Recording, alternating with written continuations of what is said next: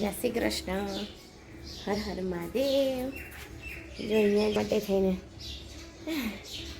એનું અહીંયા દૂધ અને રોટલી તૈયાર થઈ ગયું છે અને ભગત ખાઈ રહ્યું છે. જો ચકલીઓનો અવાજ સરસ સંભળાઈ રહ્યો છે. જો ભગત ખાય છે. દૂધ પી ગયો પહેલાં. કેમ ભગત? ખાઈ લો ચલો બધુંય. જો અહીંયા ચકલીઓનો સરસ મજાનો અવાજ આવી રહ્યો છે.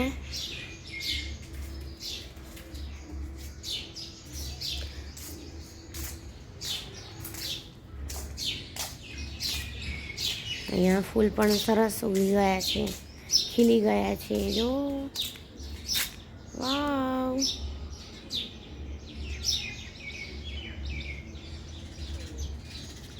આ જે ફૂલ છે એમ કહેવામાં આવે છે વિષ્ણુ ભગવાનને ચડાવવામાં આવે છે. અહીંયા લીંબોડી પર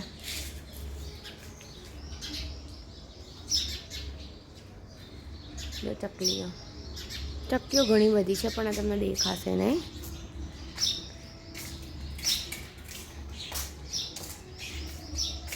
જાય ચક્કી બેન આવી ગયા છે.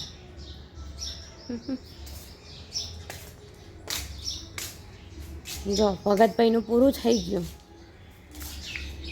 લે ચાલ ભગત છે ને દૂધ પી લે, પછી તેને જેટલું ખાવું ઊભો તો રે મારા ભાઈ, ઊભો તો રે, ઊભો રે લે. પણ આમાંથી પી લે, પણ લે રોટલી. આમાં નથી કશું લેવાનું, અહીં ખાને. એને આમાં જીવ હોય છે, વાડકામાં એવું જ કરે. ખાઈ લે ચાલ.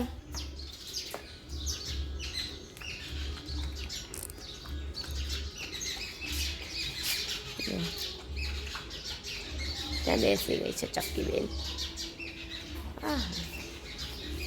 ઉડીને જતા રહ્યા પાછા. ચકલીઓ અહીંયા થઈ જાય છે. ચકલી,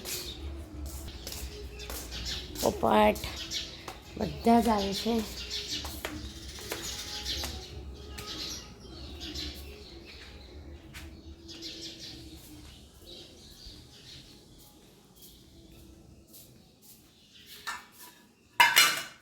અહીંયા આપણું દૂધ જો, અને હજી આવી રીતે બધું કામ બાકી છે. કપડાં બોળવાના બાકી છે, ગાદલાને બધું મૂકવાનું છે, સેવા કરવાની બાકી છે. હવે કરીશું ધીમે ધીમે. અહીંયા મેં બદામ પણ પલાળી છોકરાઓને ખાવા માટે યાદ પલાળીએ છીએ. જો અહીંયા આજે મારા કુંડામાં બગીચામાં, એટલે કે ઉપર જે આપણે છોડ રાખીએ છીએ જોઈ શકો છો. અને પછી અહીંયા આવી ગયા છે ફૂલ. આ પણ સરસ ફૂલ આવી ગયું છે. અને અહીંયા જો કેટલા મસ્ત મજાના ફૂલ આવી ગયા છે. અને અહીંયા પણ થોડાક આવ્યા છે. જેમી કોલેજથી આવી ગયો છે. હવે અમે બંને રોટલી બનાવીને જમી લઈશું. આ પણ કેટલું સરસ મસ્ત એક નાનું ડાકડું કરીશું. કેટલું સરસ મજાનું ઉગી ગયું છે.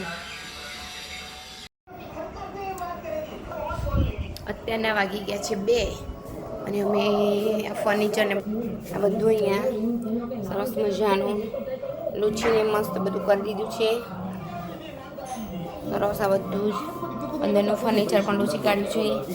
અને અહીંયા એક બાજુ થઈ રહ્યા હતા મેથીના. અહીં બનાવે છે સરસ મજાના દૂધીના મુઠિયા. એના પપ્પાને ટિફિનમાં લઈ જવા આજે કે દૂધીના મુઠિયા બનાવજો મારી માટે. હવે આ થઈ ગયા છે એટલે પછી આને વઘારી દઈશું. ને આજે અમે થોડીક સાફ સફાઈ કરી હતી ઘરની. આ ફર્નિચર ને બધું લૂછી કાઢ્યું સરસ મજાનું. અને અહીંયા જઈને જો પોતું મને કરાવે છે. છોકરાઓ ઘણું બધું કામ કરાવે છે મને. હવે આને આપણે સરસ મજાના કટ કરી દઈશું એટલે પછી એ ટિફિનમાં લઈ જાય. મસ્ત મજાના થયા છે, એકદમ પોચા અને સોફ્ટ.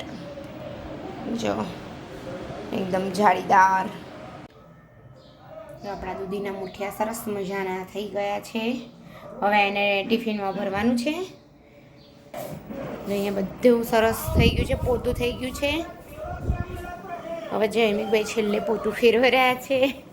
કામ બધું પૂરું. હવે ખાલી વાસણ રહ્યા છે એ બાકી રહ્યા છે ઘસવાના.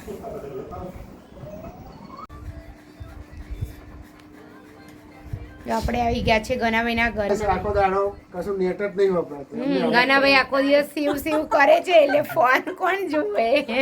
હું એકલી જોઉં, મારા ટાઈમ મળે ત્યારે જોઉં. થોડી વાર બેસું લઈને મારું કામ પતાય એટલે બેસી જઉં. ગનાભાઈ 2-3 દિવસ પછી અહીંયા આવ્યા છે. તબિયત સારી નથી ગનાભાઈની. કેમ ગનાભાઈ? એ હેમલના મિસ્ટરના કેમનું છે? સારું છે ને? બહુ સારું છે. હે ને? તમે કોને કહ્યું? ગનાભાઈ વાત કરતા હતા ને પેલા દિવસે મારા ઘરે લોટ ખાવા આવ્યા હતા ને, તો ગનાભાઈ વાત કરતા હતા. ખાલી ટીચરમાં વાગ્યું. હા, મારે ફોન કરવો પણ રહી જાય છે હેમલ. બાઈકમાં થોડું નુકસાન થયું હતું. બાઈક જ હતી. આ હે ને? બધું મેં થઈ ફોન ગયું. કર્યો ત્યારે તે ભાઈ નોકરી જવાની હતી. હે ને? હમ. 2-3 દિવસે બાઈક આવી. હમ. મને એવું હેમલ તું વિડીયો જોતી હોય તો જોઈ લેજે, અમે ખબર પૂછીએ છીએ અર્પિત કુમારની.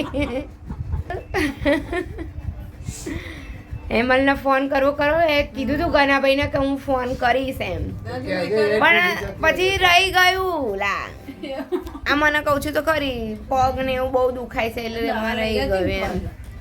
અહીંથી લા સરકાર પગે ચો દુખે. એટલે અહીંયા પગે અહીંયા દુખે છે, આ દુખે છે, નવું નીકળ્યું છે, અહીંયા દુખે છે પગે.